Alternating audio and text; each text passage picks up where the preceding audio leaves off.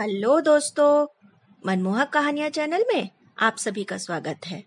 तो शुरू करते हैं आज की कहानी। आज की हमारी कहानी का शीर्षक है एकलव्य की गुरु दक्षिणा।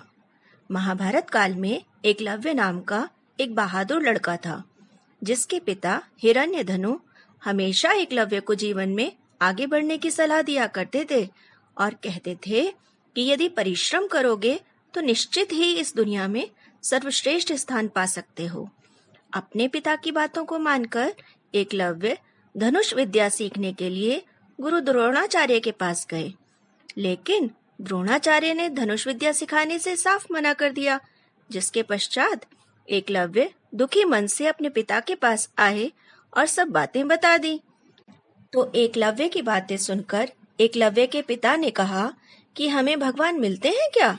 लोग मूर्ति बनाकर ही पूजा करते हैं ना। तुम भी अपने गुरु की मूर्ति बनाकर अपनी धनुष विद्या शुरू करो। और इसके पश्चात अपने पिताजी के कहे अनुसार उन्होंने धनुष विद्या आरंभ कर दी। अपने गुरु द्रोणाचार्य की मूर्ति से प्रेरणा लेकर मन में एकाग्रता के साथ एकलव्य धनुष विद्या सीखने लगे और फिर ऐसे एकलव्य धनुष विद्या में आगे बढ़ने लगे।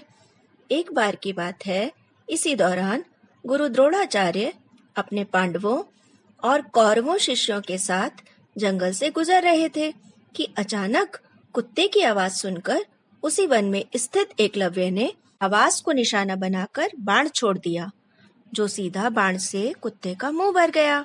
यह सब देखकर गुरु द्रोणाचार्य बहुत ही आश्चर्यचकित हुए और वे एकलव्य के पास पहुंचे और बोले, तुमने यह सब कैसे कर लिया? तो एकलव्य ने अपनी सारी बातें बता दी और बता दिया कि आपको तो हमने अपना गुरु मान लिया है। यह सब बातें सुनकर गुरु द्रोणाचार्य को अर्जुन को सर्वश्रेष्ठ धनुर्धर बनाने का वचन याद आ गया और फिर उन्होंने एकलव्य से कहा कि तुमने तो मुझे अपना गुरु मान लिया, लेकिन गुरु दक्षिणा कौन देगा? ये बातें सुनकर एकलव्य ने कहा, जो आपको चाहिए वो बता दीजिए, मैं अवश्य ही आपको गुरु दक्षिणा दूंगा। यह सुनकर गुरु द्रोणाचार्य ने एकलव्य से दाएं हाथ का अंगूठा मांग लिया। इसके बाद एकलव्य ने एक पल बिना विचार करते हुए अपने गुरु के चरणों में अपना अंगूठा काटकर अर्पण कर दिया और इस प्रकार एकलव्य फिर कभी बाण नहीं चला सकता था। लेकिन धन्य है ऐसी गुरु भक्ति, जिसके चलते एकलव्य हमेशा हमेशा के लिए अपने त्याग और बलिदान से अमर हो गया। इस कहानी से हमें यही शिक्षा मिलती है कि गुरु हमें चाहे किसी भी रूप में मिले, उनका हमें सम्मान कभी भी कम नहीं करना चाहिए।